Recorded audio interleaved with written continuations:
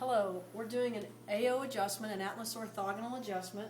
First thing we do is measure the leg lengths. We have a measurement board right behind Blake's feet. We're measuring that.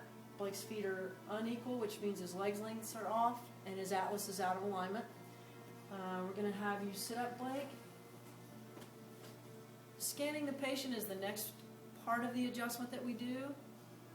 And all I'm doing is testing the Atlas and finding out if there's nerve pressure there.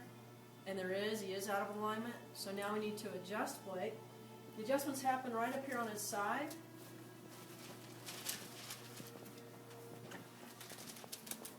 The Atlas Orthogonal adjustment is a very gentle, low-force percussion instrument adjustment.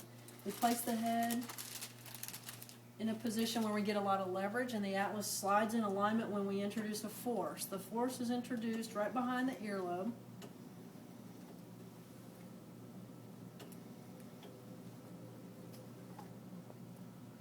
We've analyzed Blake with x-rays, so we know exactly where the Atlas is in 3 dimensions. It's at 10 degrees, so you'll see 10 degrees on the protractor here. We place the instrument behind the earlobe. You can see the Atlas instrument working through this window.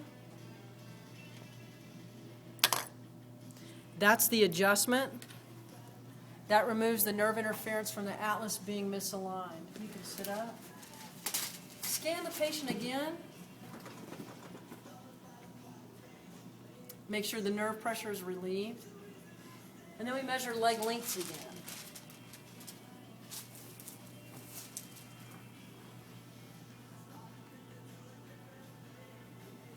His leg lengths are even, so we know that the Atlas adjustment corrected the misalignment and the nerve pressure.